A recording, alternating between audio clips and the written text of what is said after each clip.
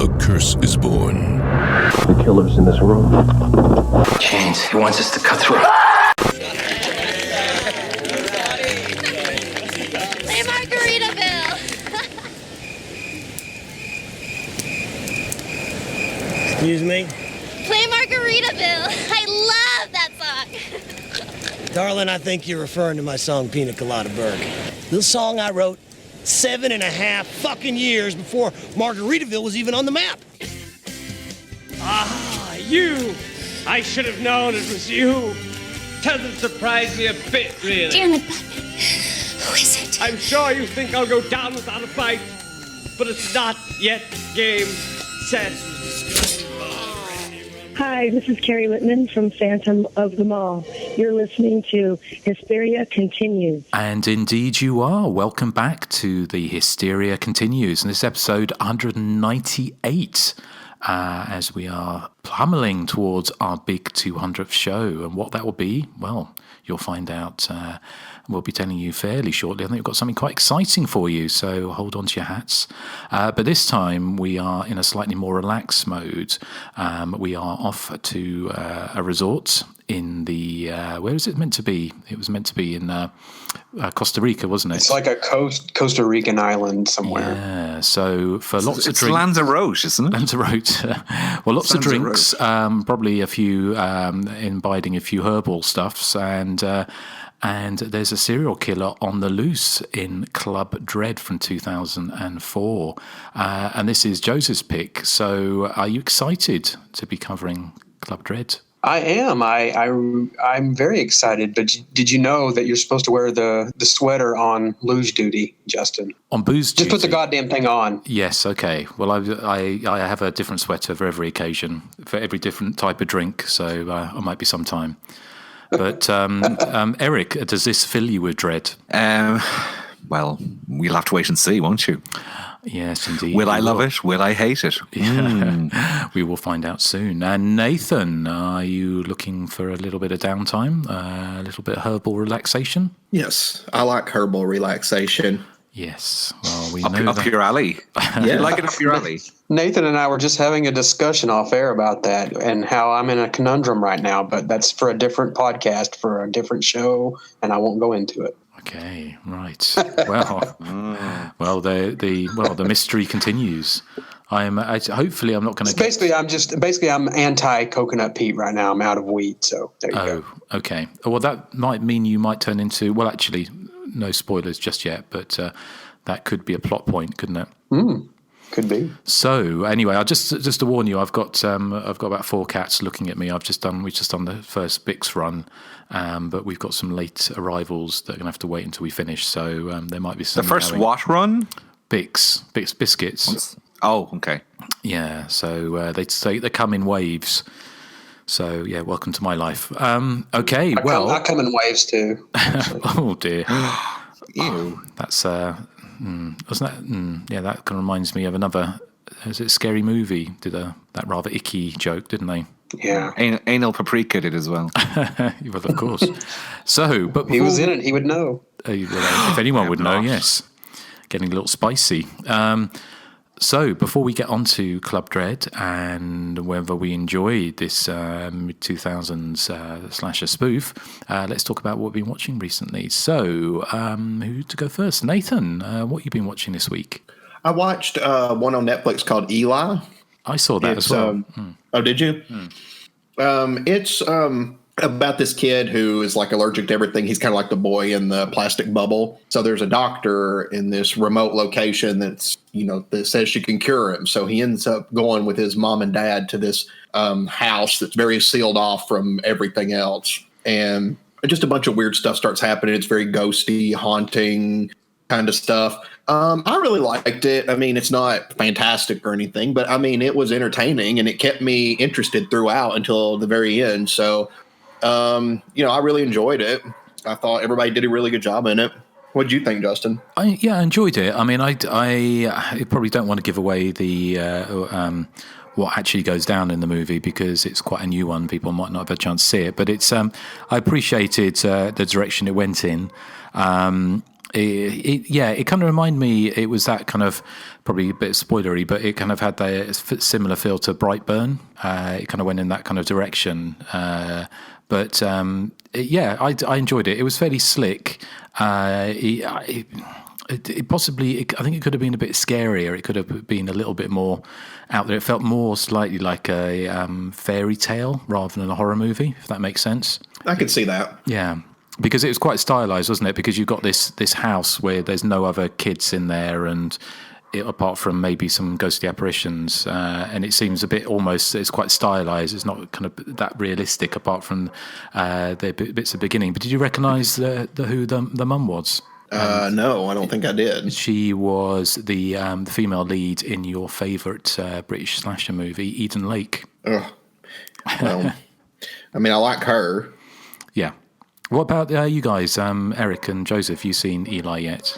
No, I see it on Netflix all the time. I think it's on Netflix or Hulu or something, but I never watch. I just always skip over it. It's worth a watch. It's nicely done. It's kind of a relatively kind of, healthy budget, and it's got some recognisable people in it, and it's well acted and stuff. But I think there was, it was a kind of a B minus for me, I think, overall. But worth a watch. So what else, Nathan? That's been about it, really. Anything else I've watched has been stuff we've already talked about. Okay, all right. Well, thank you. Erik, how about you? Well, I wanted to go see Dr. Sleep on Monday, but the road up to the cinema was flooded, so I had to take a detour home instead.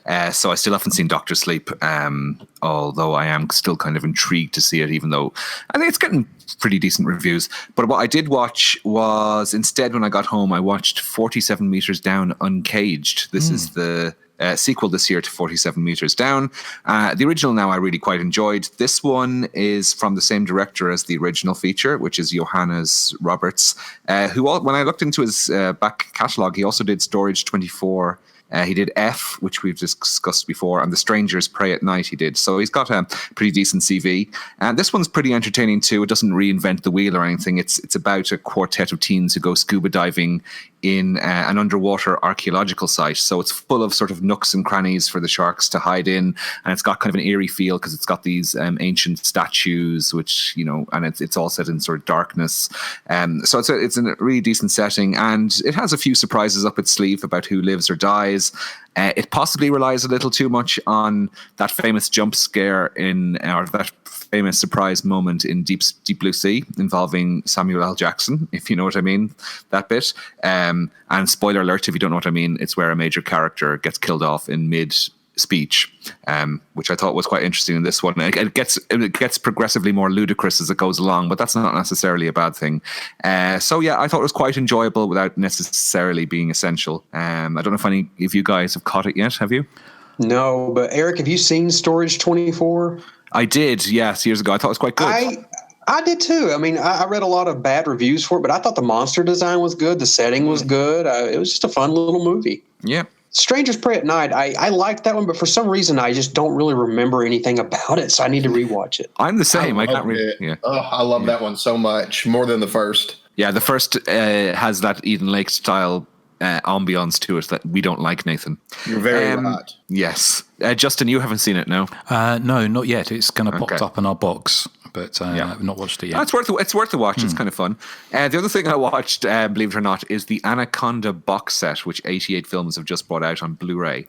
So it's 4 movies. The first 2 Anacondas were theatrical releases, and the second 2 were straight to video. So I saw the first 2 in the cinemas when they came out, and they're fun, sort of CGI monster movie mayhem movies.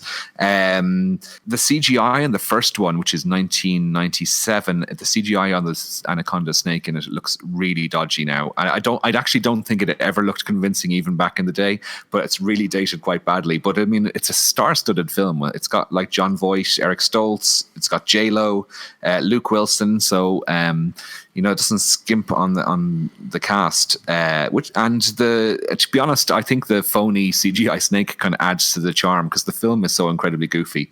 Part 2 sets up this whole blood orchid thing where they're looking for this flower, this really rare flower, because the extract from it apparently gives you eternal life, or it prolongs your life or something. That's the MacGuffin.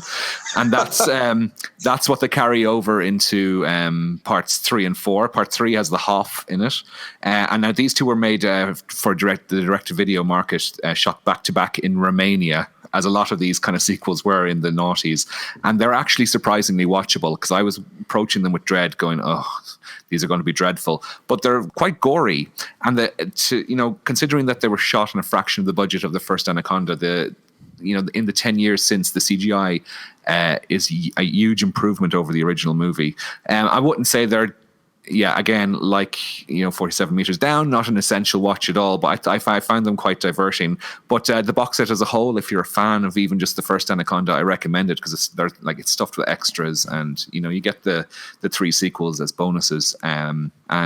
So the Anaconda box set gets a thumbs up from me, with 2 decent theatrical movies and 2 quite watchable direct-to-TV movies with the Hoff in one of them. Okay, I love the first 2 Anaconda films, especially the first one. I think it's a lot of fun. It is, I think, fun. Yeah. How do they make Romania look like the Amazon? It's really, they don't, basically. It's the answer to that, because it's very woodsy, so it looks like it could be Ireland either. And there's also a scene of people running across a very green field being chased by an anaconda at high speed, which is completely a giant anaconda at that, and it's completely ludicrous. But you do have to suspend your disbelief for that one. Okay. Yeah. Oh, actually, do you know what it was? It's actually, I don't think it's set in the Amazon. I think they escaped from a secret laboratory that they're being experimented on in. So it's. I think it actually, they do just say it is in Romania. Okay, fair enough. Yeah. Excellent. And anything else? The only other thing I watched, so one of you guys is probably going to mention this, is I've been watching American Horror Story, and I haven't watched, I think, did it go out last night in the States? I haven't watched that most recent episode, but the episode before that, they killed Kajagoogoo. I know, how could they? They killed them. I was devastated, but also very amused at the same time. Well, we were saying on private message, weren't we, on Facebook Messenger, like how could they, how unbelievable that they've got a sort of camp full of ghostly killers and killing of Kajagoogoo when they broke up in 1985. Yeah, I know, and this is 1989. Although it's American Horror Story 1984, this part of the story is set in 1989 when Kajagoogoo were gone. So they would know, and there was no way they were going to be playing a festival in 1989. It took me out of the storyline. Yes, I did wonder if they get the real Billy Idol to turn up. Yes, I wonder. Although he doesn't look very 1989 anymore. No, but maybe 1889. A bit to surgery. Yes, but are you enjoying the series so far? I find it kind of hit and miss. I was enjoying the Creepshow series a lot more because it's more bite-sized chunks, and I was really enjoying that. American Horror Story, I find it just gets more and more convoluted with each episode, and everyone turns out to be a killer. By the series conclusion, I imagine there's going to be about maybe 15 killers in it at the rate they're going. But I really, really loved the Kajagoogoo bit in the most recent episode I've seen. So I'm definitely going to stick with it. Because Nick Beggs said on Twitter that apparently they come back as ghosts. So I'm definitely going to have to keep watching. Oh, really? So he knows that, does he? That's what he said, apparently. So, yeah. But on the show, it didn't really only showed Lamau, didn't it? And the rest of them, it showed him in kind of from the back in the tour bus. I got kind of sidetracked. I got 3 or 4 episodes in, and I keep meaning to watch it because I've got the episodes ready, but I just haven't got back to it. But it sounds just completely stupid and ridiculous. So I'm on board. I'm on board to finish it. Yeah. Yeah, it looks like it's kind of building up to a solid climax, as it were, where it all goes back to camp, which is good. Although I still don't quite understand if you're going to call your show American Horror Story 1984, why half of it is set in 1989. It just, to my mind, it's probably the era that Ryan Murphy is more comfortable with, given that he's all the pose. Although a lot of the Friday the 13th sequels don't take place on the Friday the 13th. Yes, but... No, I'm just thinking because, like with Pose, another Ryan Murphy thing, that was 1989, wasn't it? 1989 and 1990. So I think it's obviously maybe that's his kind of preferred time period. But I'm still enjoying it. It's it's good throwback fun. So anything else, Nathan? Sorry, Erik. No. Yeah, no, that was it for me. Yeah, I saw Terminator: Dark Fate as well in the cinema. A rare trip to the cinema for me, but it's not a horror film. And to be honest, it was entertaining without being exceptional. It was kind of mediocre. But it did have Hazel Dean as a Terminator, which I thought was kind of funny. Well, they've said, haven't they, that it's essentially killed off the Terminator series for at least another 5-10 years. Why? Because it has it tanked? Yes, badly. It's on track to lose $100 million. No way. There was at least 12 other people in the cinema with me. Well, I think it's number one. It's still number one at the cinema at the moment in the States, but it's not made enough money, which makes me think. I think that those James Cameron Avatar sequels are gonna. I can't imagine he's made 3 of them back to back, isn't he, for about like $1 billion each or something ridiculous. So, just like the Anaconda sequels. Well, I know, but I can't imagine there's going to be a massive rush to go and see those. Although I did read somewhere that they were working on a 3D technique where you wouldn't need glasses. I'm not quite sure how that would work, but that might be cool. But anyway, we get away from the subject. So Joseph, what you been? Well, hang on. There is the Nintendo 3DS doesn't require 3D glasses and it has a 3D effect, although it really hurts your eyes. Does it? Okay. Yeah. Well, we shall see. So thank you, Erik. And Joseph, how about you? Well, the only thing I've seen that I can actually remember seeing is, ironically, Terminator Dark Fate. I love the first Terminator film. Even the second one's okay to me. This new one, the problem is it just rehashes the first two. And what it does, it kind of tries to appeal to this more progressive anti-violence crowd, and that's just not the Terminator crowd. So it kind of shoos away its hardcore fan base, and it doesn't really say anything new. So like Erik said, it's just more of the same. I didn't enjoy it, and to some extent I've enjoyed all of the Terminator films, but this one I don't know. I just wasn't interested in it. The best thing about it is, honestly, Arnold Schwarzenegger, because he actually gets to play sort of a human variant on his, T-800 character, and I thought that was interesting. And honestly, the older Arnold Schwarzenegger gets, the better his acting is. So I think, give him a movie where he just does drama. I think he's getting better at that. It's certainly more interesting than the same beats over and over. Somebody goes back in time and somebody needs to be protected. It's so played. I just didn't enjoy it. I have to agree that, I have to disagree. Actually, I thought the Arnold Schwarzenegger as a quote human character was laughable. My eyes rolled into the back of my head going, oh my God, I can't believe they're doing this. This is so stupid. No, but I mean, I don't know if this is a spoiler alert, but apparently he's been living with a woman who's completely unaware he's a Terminator. It's like, what? What the hell? The plotting is silly, but I thought his performance was actually well done. Yeah. You know what really astonished me though, actually, in it is at the start of the film, there's a brief shot of young Edward Furlong. What's his name? John Connor. And it was like, it looks exactly like him. They've done some kind of CGI version of him, and it looks exactly like him from 1991.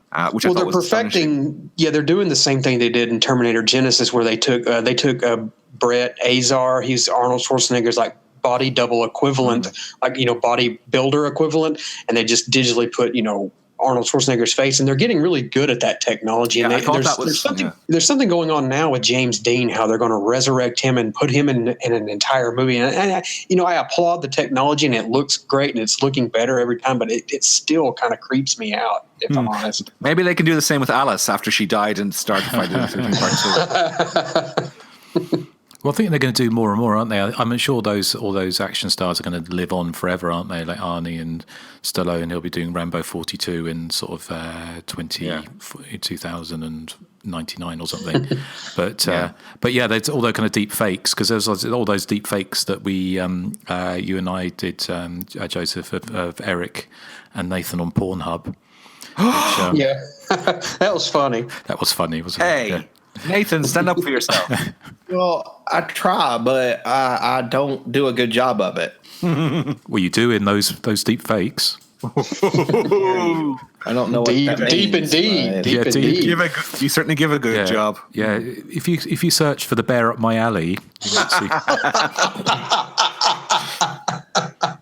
Oh, that's a great title. Oh my God. So, Nathan.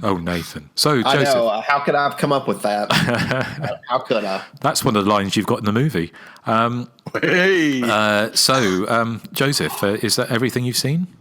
Yeah, I watched the latest Creep Show episodes, but I watched them while I was so busy that I've forgotten them, so I'm going to have to rewatch those. But yeah, that's it. Okay, right. Well, thank you. Well, just a couple of obviously, I saw Eli, and I caught up a film. I've, as many of you listening, and I'm sure you guys as well, were kind of pretty kind of bored by the found footage genre, which had kind of done itself to death, basically.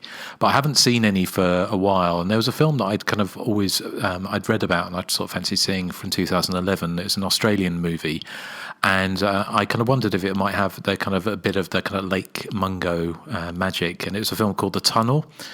Say from 2011. It's kind of this low budget film, but it's actually really well done. It's set in the tunnels underneath Sydney, where they've got this massive Victorian reservoir, and these tunnels were used to during World War II. They had air raid shelters, and the kind of the idea of the movie is that they've kind of use it to put water in during a drought, but people keep on going missing. Homeless people going missing down there. So a film crew from a TV station goes down to investigate, and essentially, as you can imagine from a found footage, although it's not really found footage, it's footage of there's TV crew going around. It's lots of being chased around a tunnel by someone or something, but it's very well done. It's kind of it's a creepy location, and it has a bit of that. There's something quite, I don't know, some of the Australian movies like Lake Mungo and some of the other horror movies from sort of this kind of time and sort of the 2000s have this kind of strangely kind of mournful, kind of almost poetic feel to them, coming from Australia, which is very different to even something like Next of Kin has got that kind of feel to it. Picnic at Hanging Rock, those kind of movies, or as opposed to some of the more ridiculous, your Mad Maxes and your Nightmares. Okay, Stage Fright, those type of movies. But it's a neat little found footage movie. If you've not completely burnt out on those, then it might be worth a watch. And I think it was actually released for free on the internet, so you could download it for free back in 2011. So it's one of the first movies that did that. Any of you guys seen it or heard of it? I have seen it. I actually downloaded it when it came out, and I remember liking it a lot. You were touching on the Australian thing. I think what it is like the whole found footage thing really works down there for some reason, because they, like you said, they play it sort of somber and almost sorrowful, and then like you get the American found footage films, and they're too kinetic almost. They're too jumpy. They're too almost too loud, or too noisy, I guess you'd call them. But the Australian ones like Lake Mungo and The Tunnel, which I thought was actually pretty good. They're quiet almost slow burns in a way. And also the thing that's in the tunnel is actually pretty creepy. So yeah, I remember that. Yeah. So what about you, Eric and Nathan? Have you guys heard of it or seen it? I feel like I've seen it, but I do not remember. Yes, I do remember it being very creepy, and like, I do like those. I like the supernatural found footage ones and things like as above, so below. Is that what it was called? I really enjoyed that one, where it gets just more freaky and weird as it goes along. The Tunnel, I can't remember much, but I do remember, yes, that creature or humanoid thingy, whatever it is really creepy. And again, on if you search on Pornhub for The Alley, then a slightly different movie. So is that the sequel? That's the sequel. It's right up his tunnel. It's right up his tunnel. So poor Nathan. Was that about my ass looks like the fucking Lincoln Tunnel? Yeah, Nathan, you're a porn star now, apparently. I would never use that language. I know. Mm-hmm. That reminds me, Nathan. Sorry, Justin. That reminds me. I was editing some of our older shows to put up on YouTube, and Justin put a clip of Nathan at the very end of, I can't remember which episode of that. It may be like Crinlin Head, but Nathan just curses up a storm, and it's hilarious. Oh, I should listen. Yeah, you say something like, "She's a fucking bitch, and I hope she fucking dies," or something like that. It's just hilarious. God! I was like, Nathan. Oh my! Was I talking like me, or was I quoting something? You were quoting something, but still, you use the language. Yeah, I usually will if I'm quoting, because I got to quote verbatim. Right. Well, thank you. Just another one I mentioned, because we talked about Eli, but another one on Netflix, which I caught last night, was a new release called Rattlesnake, which was another kind of pretty good little time waster, actually pretty well done.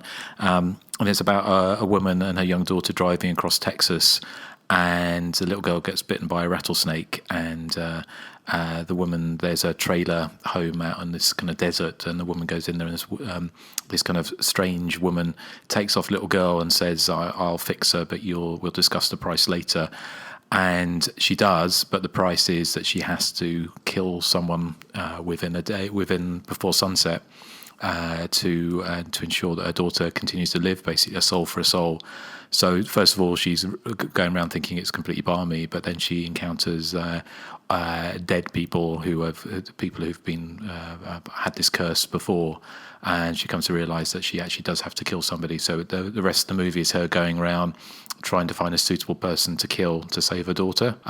It's a kind of neat premise. I mean, it's kind of remind me almost like one of those kind of sort of 1970s TV movies, although it's very much done in the style of today, and it's it's pretty handsomely done. So pretty satisfying. Any of you guys caught it yet? Well, it's a trim 85 minutes as well, which is always welcome. And it's good. Like it's worth a watch. It's not it's a bit like Eli. It doesn't stand out massively, but I enjoyed it. Kept my attention throughout, and it's got a great performance by, I think it's Carmen Jogo is the main woman. I hadn't seen her before, but her performance is really solid all the way through it. So it's definitely worth a watch. It's kind of almost a bit more. It's got a lot of horror movie trappings and almost like slightly sixth sensey thing with all these people who've died because of this curse, and she's seeing them.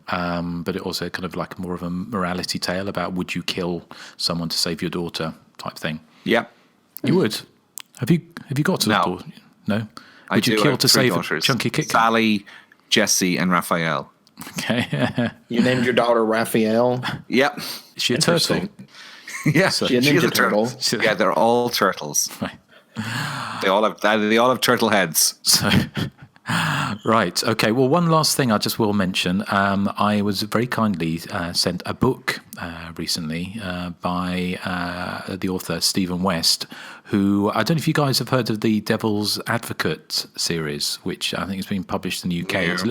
They're little sort of small format books, and they examine a film. So mostly they're kind of highfalutin, Jean Cocteau type films that I know you love, Erik. But this one's on Scream.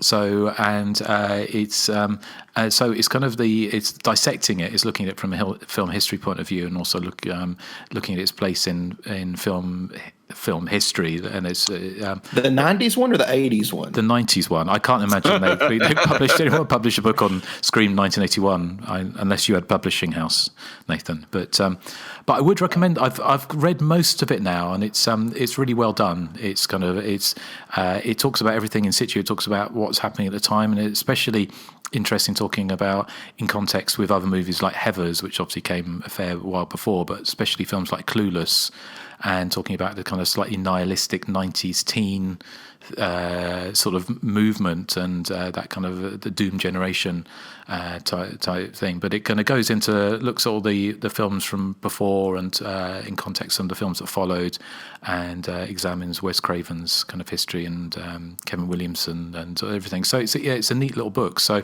if you are a fan of the Scream series, then I would suggest checking that out. And Stephen actually expressed an interest on coming on the show at some point. So when we've got a suitable vehicle for that, then it'd be interesting to have him on. So yeah, that was the Devil's Advocates series, Scream, by Stephen West on Auteur Publishing. So, well, are we all ready? Have you got your Hawaiian shirt on, Erik? No, my shirt is black. I'm almost like I'm dressed for the graveyard like you used to be back in the 90s. Oh, happy days.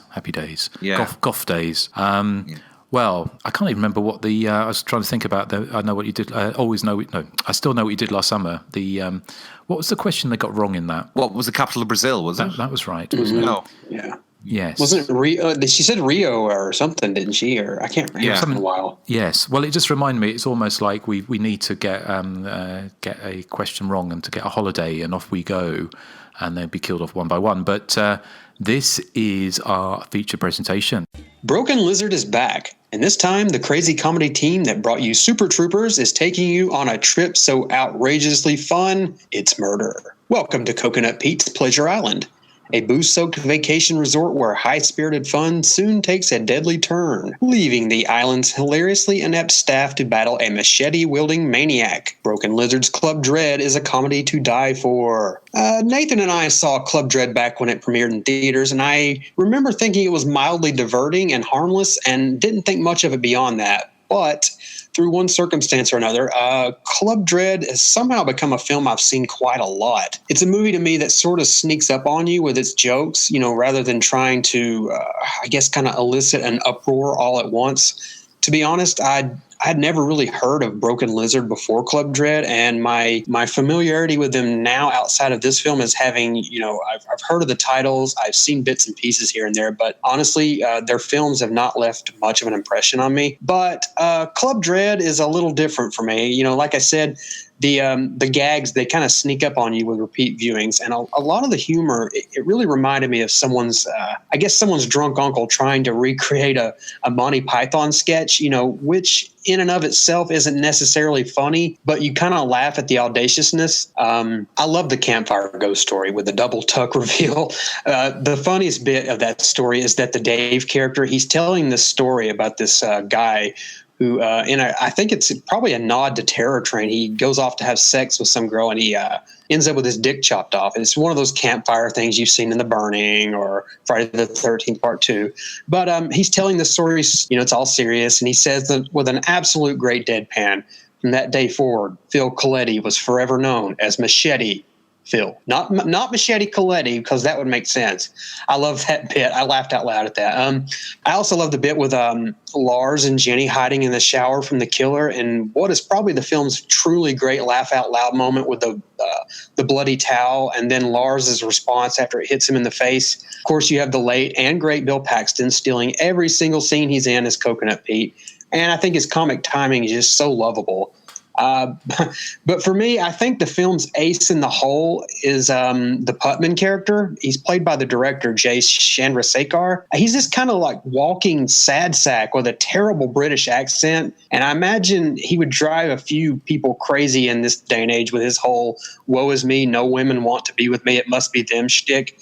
But I just love his dialogue and how his kind of like is put upon this. It leads to his hilarious demise, and he gets extra points for trying to subdue the killer with a tennis slice. I thought that was just laugh out loud hilarious. I think the jokes, they don't pander to the kind of fart humor that you would expect to something like Scary Movie. And, and that in and of itself, I don't mind, but I just think the jokes here land a little better. I especially loved his line, "You've got your arms around me, Jenny. I can only assume this means every other man on the island is dead." But if Club Dread is a failing to me, and I think it's a minor one, it's that it feels sort of out of its own time. And by that, I mean, it's the central conceit is basically to lambaste the crap out of Jimmy Buffett and that whole island crooner thing that was kind of popular in the late 80s. The weekend parrot heads, or the people who wore the whole Panama Jack clothing things, and then in like late 80s. I think it would have worked better as like an 87 or an 88 slasher rather than say 2003 or 2004. But when you get right down to it, I think for me at least, the film is just populated with fun, kind of lovably goofy characters. It's harmless, it's breezy, it's stupid, but it's stupid in a good way. And yes, even the slasher bits, I think they work very well. Though I think I would probably stress to listeners who've not seen Club Dread to stay away from the unrated cut, because it's not offensive or anything, but it's just overly long and it's filled with unnecessary subplots. The theatrical cut here is just fine as it is. It's quick and to the point. I don't think Club Dread is a great movie, but it's very endearing, and ultimately I think it's just likable. And that's often what I want in my slashers. So, Erik, I know you hated this one back in the day, so I am very curious to how you feel about it right now. Yes, well, I did. I mean, I don't know where I read about this back in the day, but I remember reading sort of really positive reviews. So I would have rented it on DVD in, what was it, 2004, 2005? Whenever it was anyway. And I didn't like it. I'd never heard of Broken Lizard before. And to be honest, after watching it that first time, if I'd never heard from them again, I would have been quite happy because I really hated it. So fast forward 15 or so years and I sit down to watch it again last week. And, well, my opinion hasn't really changed, I'm afraid, Joseph. I mean, the first 5 minutes show promise for me. The scene with the 3 resort workers sort of getting it on in the woods and they all get killed. But I mean, after that, my original assessment still stands. I mean, the biggest issue for me is that for a film that is primarily a comedy, it didn't make me laugh once. I didn't even get anywhere near laughing. I've more fun moping around a graveyard listening to Bauhaus with Justin than I would. That sounds like fun. Yeah, but it's not laughing fun. I mean, I'm not a huge fan of these quirky horror comedies. Things like Wacko, Pandemonium, National Lampoon's Class Reunion, I don't really like them. Student Bodies is another one. I just don't get them at all. And it's the same with this one. And if a comedy's not funny, it's kind of unforgiving. Like a horror film can be really entertaining without being even remotely scary. But for me, a comedy needs to make me laugh. Otherwise, I'll be bored. And to be honest, I was just really bored watching Club Dread all the way through. It's 97 minutes or so, and it just felt a lot longer. And I just thought it would never end. I don't know. The humor feels kind of forced. I mean, that guy, the director who plays that guy with the dreadlocks and the British accent, I mean, that was kind of, I suppose, mildly amusing that he had kind of a British accent, because I suppose when you look at him, you're supposed to expect him to have some kind of, I don't know, Caribbean accent when he opens his mouth. So maybe that provides a kind of a fun moment. But I was just painfully bored all the way through. I mean, the film is nowhere near as bad as Rob Zombie's Halloween. I'll give it that. But I found it to be almost on a par with Feliday, which you know quite well that I did not enjoy at all. I just found there's no, for the horror angle, there's no sense of peril because the tone is too light and goofy. So the horror mystery bit doesn't work for me at all. And then the characters have this artificial quirkiness, which makes them, I don't know, kind of distant and cold. And just the humor just doesn't work for me at all. So there's nothing for me to grab onto in the movie at all. And now I appreciate it has its fans. I'm just not one of them. The film is not for me. This would not entice me at all to go out and seek out Broken Lizard's other movies, because I did not like this film at all, I'm afraid. Sorry.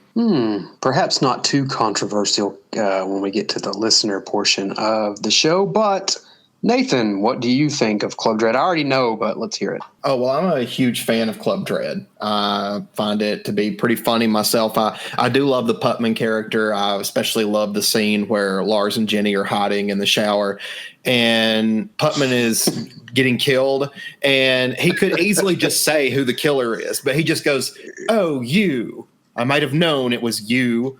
Doesn't surprise me a bit, really." And I'm like, he could just say who it is, but he doesn't. It's so, I'd be so frustrated. I love his line. You've manacled me to my deathbed, you Piccadilly whore. And she did manacle him to his deathbed because and I love that, like you were saying earlier, Joseph, about the way he defends himself. I love that he's like, quickly, give me the racket, give me the balls. Like, that's going to do anything to begin with. I still, like I was saying earlier, I still think that scene right there, the payoff to that scene is just so great, with that towel slapping Lars in the face, and he removes it and he's just like, soap. Oh, I laughed so hard at that. But yeah, I did enjoy the movie. I can't remember if I guessed who the killer was correctly the first time I saw it. I can kind of see all the hints as to who it is now, and I think it's actually kind of obvious, but I'm not usually good at guessing, so I don't think I would have guessed it correctly anyway. But I like the character. Her name's Penelope, but Juan calls her Penelope, and it's interesting that nobody ever corrects him about how to pronounce her real name. Everybody just kind of goes with it. Does she live in Lanzarote? I also love that Lars uses some massage techniques to deter the killer, which I found interesting. It's an interesting method of defense. I think I think I know why Erik doesn't like this movie. It just now dawned on me, and I think it has to do with the Lars. It has to do with the Lars character because they swapped out the Lars character. They swapped out their usual masseuse Inga with Lars. Oh, I forgot about that. Yes, yeah. Inga. I made a note actually that there was a character called Inga, and I completely forgot to mention it. Yes, I'm devastated by that. Phony Spanish lover. I love the Pac-Man maze. I thought that, I would like to actually play that. Like, I think that would be a lot of fun. What fruit would you dress yourself as? I see myself maybe as a lemon. A lemon, you think? Well, lemons, at one point in time, they were the sweetest fruit. Yeah. Yeah. They were. So that's how I feel. I'm a big fan. I think it's a lot of fun. Mm-hmm. Okay, so our other Euro trash on the scene, Justin. Well, I think I might sort of come in between Erik and Nathan, which is, as you might see on A Bear Up My Alley. So I remember, like Erik, I was quite excited to see this movie when it came out, and I have the DVD, but actually, I don't know where I got it from because it was I opened it up and had a look at it today, and it was actually rotted through. But it was somebody had done a color photocopy cover, and it was on a data-wise disc. So God knows where I got it from. I can't remember now. But Spanish supermarket, perhaps a Spanish supermarket. It's where you can find A Bear Up My Alley as well. Yes, I'm sure. Yes, and all the sequels, or the squeakquels as they call them. But the.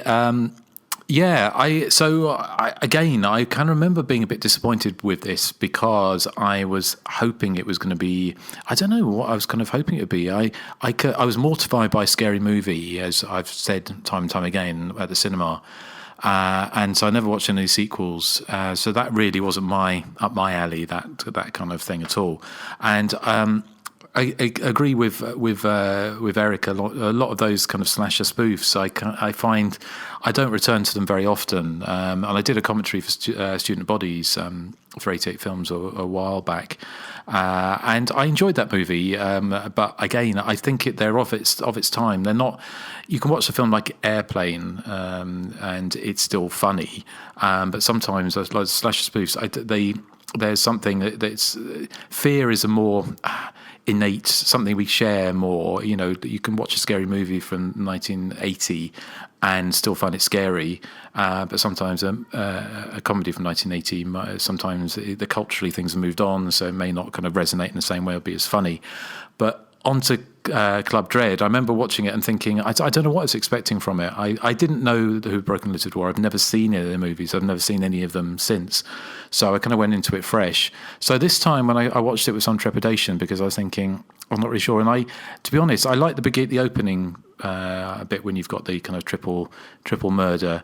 Then it started, and I thought it felt like it's a term, a kind of British term, which is kind of blokey, which basically means it was very kind of testosterone-y, felt like it was made by a lot of men, and it was very much kind of aimed at that kind of audience. I mean, I know it sounds strange, but it felt kind of alienating. It felt like it was a slightly not risque is not even the right word, but sort of it was kind of more of a sex comedy, and it was going down that route. But once after about a third of the movie, once the slasher stuff started kicking in, I enjoyed it a lot more. And also the comedy gelled a bit more for me. There were some bits in it. Like Erik, it wasn't really my humour necessarily, but there's some bits that I thought were pretty funny. And my favourite bit was probably when the guy, they hide under the bed like Amy Steele in Friday the 13th Part 2. And he does this kind of thing, and he shrinks so he can get under the bed. And then she says, and then she turns and says, "What? So you can make yourself thin? Why don't you do that all the time?" And he said, "Oh, do I smell a fat joke?" And that just got me. I just thought that, but it was a bit hit or miss for me from the humour point of view. And I mean, but overall I actually enjoyed it more than I thought I was going to. I kind of guess it feels kind of out of time in so much that it very much feels like a film that was made 15 years ago. And it kind of, I'm sure when we look at some background, it kind of missed its mark. I don't think it fell outside of a time when the slasher movie, because in 2004, let's face it, was a bit of another slasher movie gone into the wilderness again, hasn't it? I think all of the post-Scream slashers had dried up, not all of them, but certainly as any kind of box office champions or making money at the box office all dried up by that point. But overall, I enjoyed it more than I thought. It's not my kind of humour particularly, and I think it's not a film I'm going to go back to and watch on repeat because I don't find it that funny. But I think I enjoyed it more than I was expecting to, perhaps. I love a good split. A messy split. A messy split. I love the scene. Well, there's several scenes I could talk about, but I love the scene where the Hank character, he's so braggadocious about his past experience in the army or whatever he was in. And he's like, we're going to catch this killer. And when we do, I'll be there with my whomping stick. And then when he faces down the killer just easily just slices his throat. And it's like, okay, there's the build up for that for nothing. And then that chick, she tries to get away in the golf cart and the killer just walks along the side. I did like that bit actually. Yeah. Yeah. I also love the scene. I love the Juan Castillo character. I love they're arguing in one of the cabanas or something, and they're like, what are we supposed to do? And Juan's like, how are we supposed to do our jobs when someone is killing the dick out of everyone on the island? I just love the dialogue in this movie. It's so funny. But any other things to say about it before we, I guess, move on to background? Anyone? No? Tumbleweed. Tumbleweeds. Wow. Yeah, for me, it's a bit of a tumbleweed movie, I'm afraid. I didn't really get anything out of the film. I'd rather, watch a bear up my alley, to be honest. How bearific was my valley or something like that? I don't know. But I guess we can move on to background. I enjoyed the film. I guess it's a messy split. But anybody else have any background? Nathan? No. Okay. Well, Justin, you usually do, so I'll go first here so you don't usurp me. The film roughly grossed $7.5 million on a $8.5 million budget, so I guess was a box office flop, though I think it might have done fairly well in DVD sales. I don't think it's been released on Blu-ray. I think the last physical media copy was from Fox Home Entertainment, was a DVD, and it includes that extended version of the film and is not rated by the MPAA.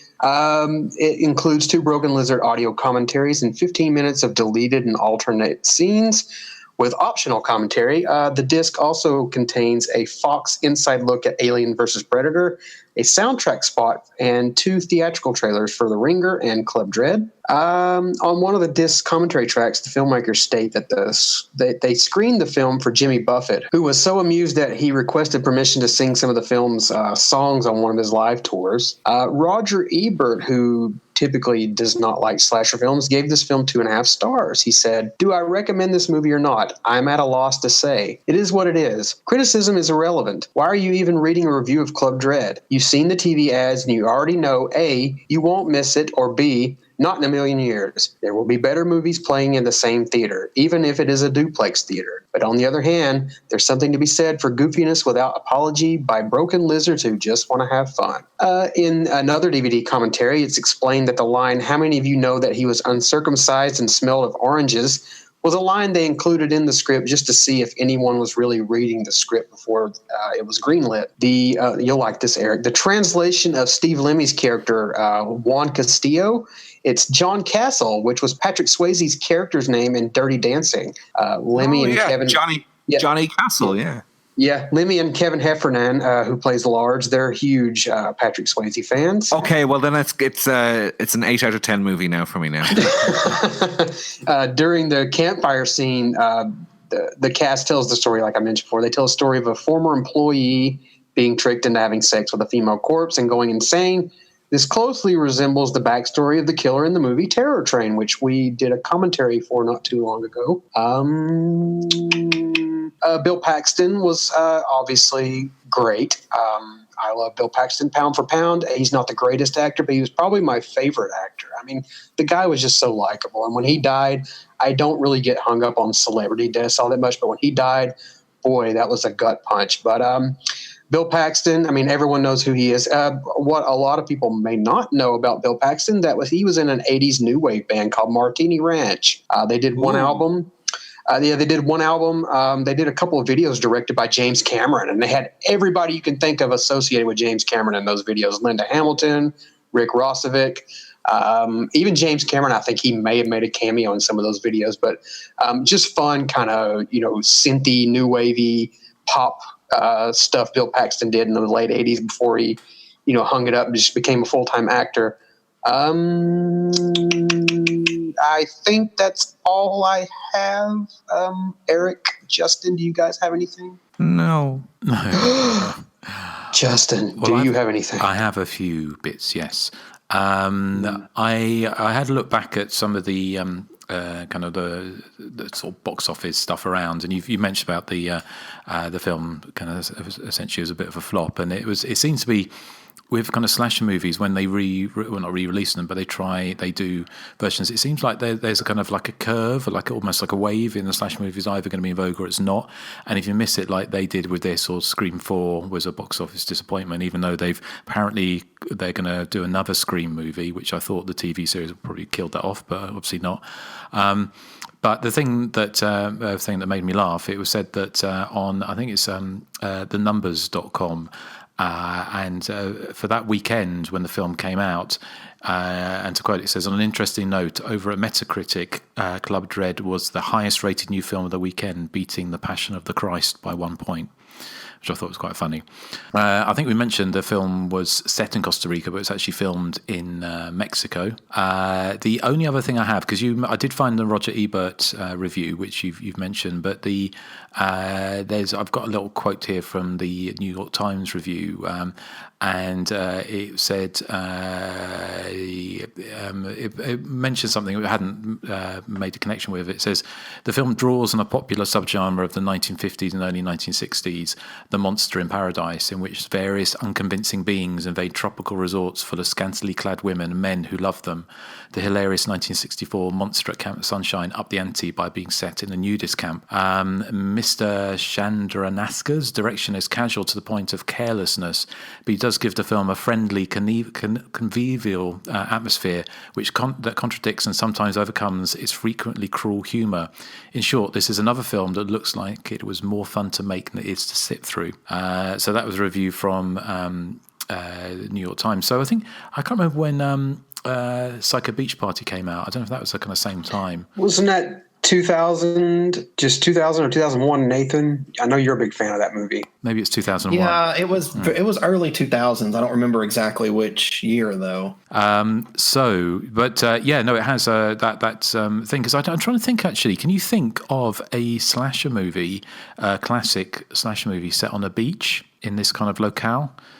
I'm trying to think if there was any The Slayer, like a more like popcorny one, because you've obviously got like Humanoids from the Deep, which is kind of got this kind of thing, Blood Beach, bits of Maniac, but actually Nightmare Beach, Nightmare City, or that one with a motorcycle helmet. Welcome to Nightmare Beach. Yeah, Nightmare Beach. Jason Takes the Caribbean. But I think Nightmare Beach or Welcome to Spring Break is the kind of closest, isn't it? But there wasn't at the time in the early 80s a slash movie surprisingly set on a tropical beach with which you would have thought it would have been a no-brainer, wouldn't you, with lots of people running around scantily clad in bikinis and very small speedos.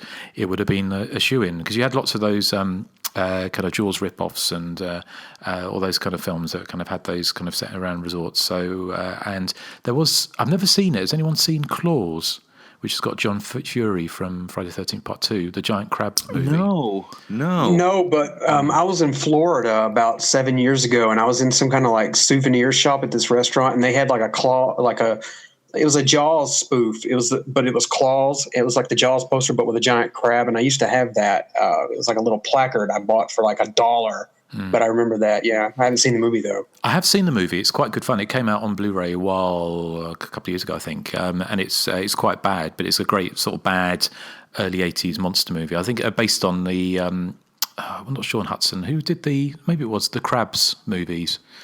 Was it Sean Hudson? Somebody did them. No, Guy and Smith. Do you remember the giant crabs? Vaguely. You must remember. You've got crabs, haven't you? Hey. The books. Sorry, are you talking to me or Joseph? I just assumed you were talking. That's what I was wondering. I was like, is he trying to insinuate that we have crabs and who? I'm talking about the series of books, oh, for goodness sake. So anyway, but yes, that's all the feedback I have. Well, another thing I was going to mention, I think some of the camera work in Club Dread is really well done. I especially love the beheading and that opening scene where the head kind of like gets lopped off and it does this twist and the camera is like looking through basically the decapitated head as it falls to the ground. I thought that was really well done. I also love I think the ending where they reveal who the killer is. It kind of goes on way too long, but I think just the absurdity of it, that they actually just had the tenacity to do this joke over and over, just kind of, it gets a laugh from me because this guy, I mean, they cut his torso in half.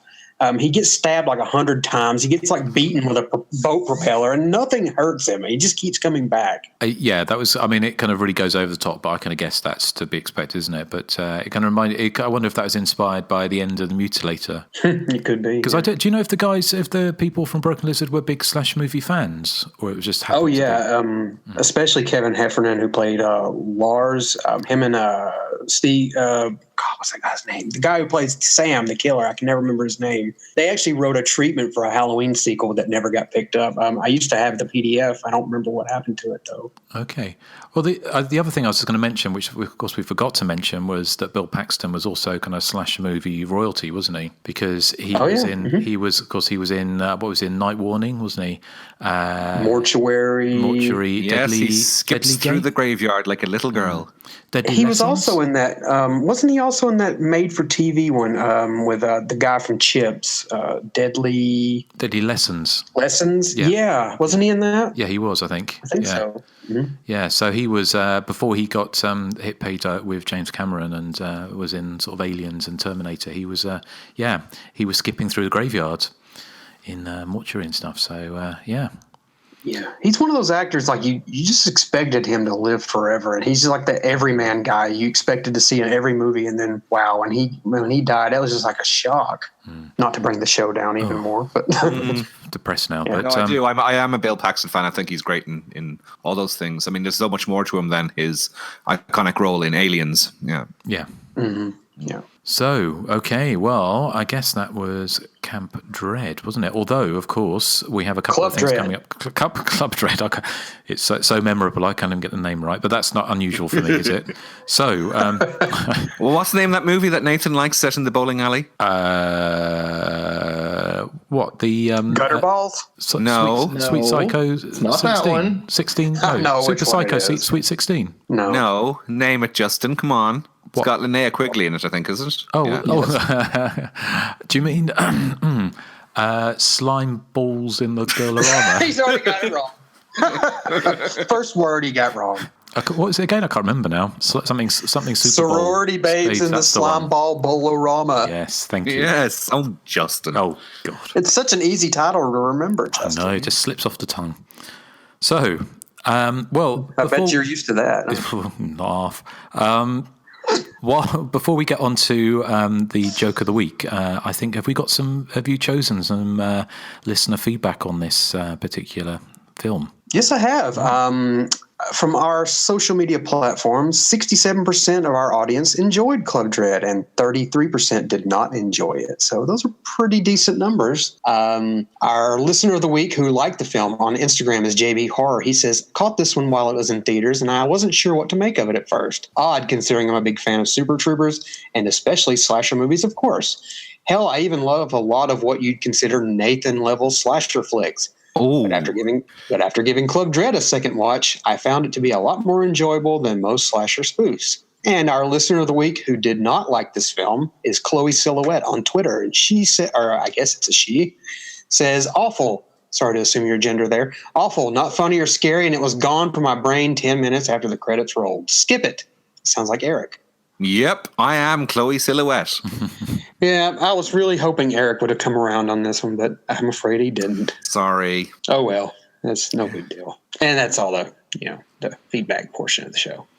Okay, well, we'll be right back just after this, but that's what they always say in the horror movies. Hello, Headites. While Brandon goes to write down some more puns that Christian will threaten to leave the show over, and Dave goes to look for more red lights for that room of his that clearly doubles as a European whorehouse, please allow me to tell you about another great horror podcast, In the Mic of Madness. We also have what most shows only talk about, tits, real ones, on a real girl, and we call her Becca. She even knows some shit about movies. My other co-host, Brad, sometimes can get so loose with his lips that it's left on the cutting room floor due to the cease and desist orders. I will warn you up front that our show is not for the faint of heart. We speak fast and loose with our words and tend to offend as much as we entertain. We grew up in far less sensitive times, and our banter reflects that. We focus mainly on ultra-low-budget cinema that most people either ignore or pirate. We also interview filmmakers and actors you've never heard of, and get them to say stuff they'll probably regret once you have heard of them.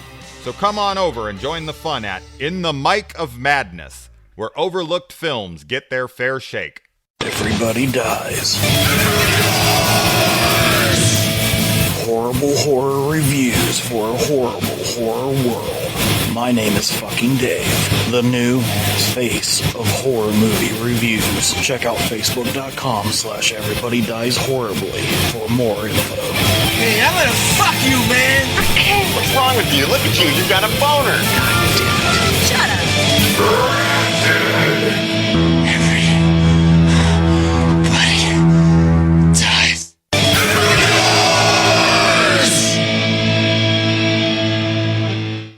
I guess it's time for you know what. So, Erik. It's my joke of the week. It's so great and fantastic. Go for it. Why couldn't Bob Marley get into the resort featured in this movie? Because when he got there, he discovered Club Dreadlocked. Dreadlocked.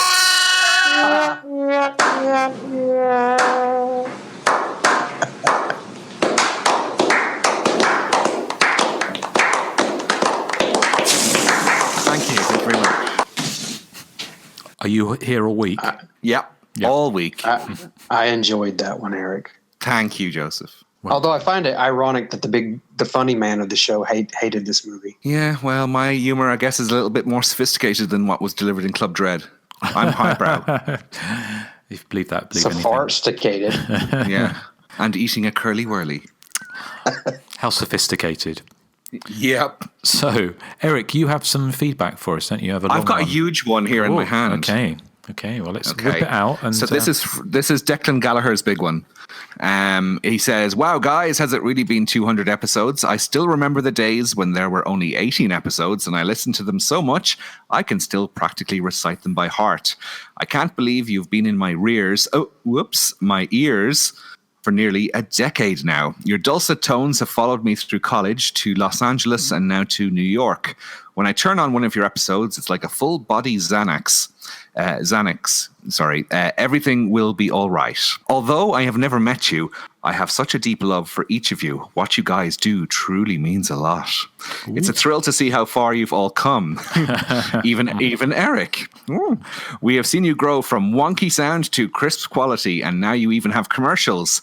You've even got Linda Day George doing an intro. I mean, if that's not glamour, I'm not sure what is. Who thought that would ever happen? We've seen you guys get national respect in the horror community, and I would bet my life on that fact that you guys are directly responsible for the rebirth of low-budget slasher flicks. A dubious honor to be sure, but an honor nonetheless. Does anyone else think it's a particular coincidence that a lot of low-budget throwbacks to 80s slashers started turning up around 2013 and onward? I'm not sure about that, Declan. I think that's given us too much credit. As for the lately much discussed editing, don't edit a damn thing, Joseph. I speak for only myself, and I know others share my opinion. I want to hear everything, even if it's a 3-hour show with an hour of slasher talk and 2 hours of shooing cats. Let me hear it. I love it. It breaks my heart to think that there's banter left on the cutting room floor. Also, I'm loving the ads for other podcasts, and I'm happy you guys have relegated them to after the main feature. For a while there, the ads would cut in unexpectedly on your banter, and now the flow is back and better than ever. I'm thrilled that you guys finally covered Eyes of a Stranger. I've always thought it was particularly creepy and is probably my favourite of the unmasked slashers of the early 80s. It strikes a good balance between genuine creep factor and good-natured sleaze, as opposed to making the film genuinely nauseating like Don't Answer the Phone. As for your recent coverage of Rob Zombie's Halloween, the less said about that, the better. I'm glad it's over. That episode's intro did cause me a significant bit of embarrassment when I saved the recording to listen to on a recent trip back from California, thinking my wireless headphones were already connected, forgetting that I had turned off my phone at security, therefore disconnecting them. I sat merrily in the JetBlue lounge and hit play. Fuck, fuck, fuck, screamed my phone as I nearly tossed it across the lobby in an effort to silence it. The two older women next to me were not impressed. Now, a little mini quiz for you. Justin mentioned Once Upon a Time in Hollywood a few episodes back, and I'd be interested to know if he or any of you guys can name the link between that movie and Urban Legend. Well, can anyone think of the link between Once Upon a Time in Hollywood and Urban Legend? I can because I've read the email. Yes, we are disqualified. How obvious Justin? is it? How obvious is it? There must be somebody in it. It was, yes. I don't know. Will I give you the answer? Okay. Yeah. He says, the tenuous link is, in a flashback, Brad Pitt's ill-fated wife is played by Rebecca Gayheart, who, in another bit of memorable overacting, informs her soon-to-be widowed hubby, here I am on the shittiest boat with the shittiest human. My sister Natalie was right about you, in precisely the same way she did in Urban Legend. Considering the subject of QT's latest and the fact the scene takes place in a boat, it's a rather clumsy nod to Natalie Wood rather than that cheesy slasher, although I'd like to think that QT knew exactly what he was doing in casting Gayheart and making her say that line. That's quite enough of that. Sorry for the rambling. All the best, boys. And here's to another 200 from Declan Gallagher. Thank you, Declan. For that. Lovely. And are we responsible for the slasher rebirth of the last 5 years? No. No, I don't think so either. No, that's maybe giving us a little too much credit. Although I think maybe we had a hand in a few things like similar, but I don't think overall, no. Well, Declan was, quite right, but he's talking about the next 200 episodes. We have our 200th episode coming up, and we've got something, hopefully, if it pans out, very special for you for that. But if you want to send us loving emails and messages about how wonderful we all are, then and how much you love the show, then obviously we'd love to hear that. But well, thank you, Declan. Declan, the editing thing, I understand where he's coming from, but at the same time, you kind of have to appeal to more larger base who don't want to hear dead silence and things like that. Well, the thing that the editing usually only happens when we have a breakdown of our chosen. Yeah, we actually. Device. Yeah, Declan, actually what you hear on the episodes is pretty much just kind of truncated. I mean, we keep pretty much everything. I just kind of get out all the dead spots and all the problem areas. So you're not really missing much, honestly. Anything that we leave off, I usually try to throw at the end of the episode. So yeah, all the magic is there. Don't worry, you're not missing any of it, unfortunately. Otherwise, it would be a very short show. So... Okay, right. Well, I think we're going to be wrapping this up, won't we? But we are. Yes. We do have Nathan's pick next time. And Nathan. Yeah, Nathan, this is the big penultimate 199 before the big 200. So what is it going to be? Yes, and Nathan, I hope it's not going to be a big mistake.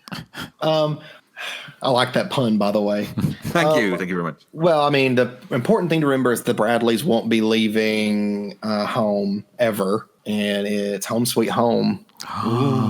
Thanksgiving slasher. From 1981. Yes. With Body by Jake as the killer. Yeah. Is that 81, Justin? I think it is. 81, yeah. I think it is too, yeah. Yeah. Well, it possibly looks more 1980, but I think it's probably filmed in 80 and released in 81. But it's, it's from the hallowed year. Although maybe, we shall see. It's got everything, isn't it? Body by Jake, old man playing an old lady in a bad wig being run over, PCP, mistake. It's got it all. Maya Martis with an electric guitar. Yes. Yes. Well, I think this should be a fun one. So thank you, Nathan. You're welcome. Yeah. Well, if you've got any, probably one of Nathan's better picks. Yeah, very possibly. Yeah. But I'm looking forward to and that. That's not saying much. And for over on Patreon, I think we just we put out a freebie because we had not a dead week, as it were, but we had a week where we couldn't record. So we put out a freebie from our Patreon, which was the Tales from the Crypt, and what was the other one? It was Tales from the Dark Side. Tales from the Dark Side. That was it, a Christmas episode. And although, as I mentioned in the show notes on iTunes, that obviously we hate as much that once Halloween is over, Christmas starts. But we thought we'd give you an extra little Christmas present a little bit early this time. So it's just an example of what you can expect over on Patreon. And we've just completed our favourite horror movies from 1980, the first of a series of. Unsurprisingly, going to be 1981 next time, but actually that was quite a lot of fun, wasn't it? It was it was a long one, wasn't it? Well over an hour. Mm-hmm. We were talking about. It's almost 2 hours, an hour and a half at least. Yeah, I think. Yeah, and also we discussed Hellraiser as well.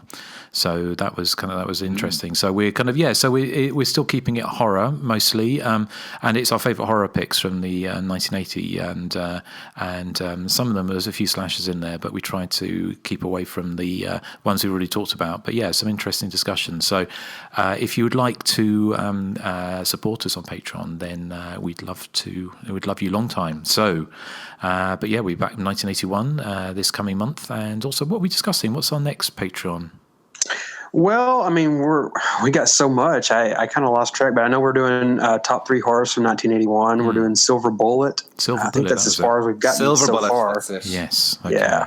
And we are working on something special for the top, the 200th episode, whether or not it pans out or not.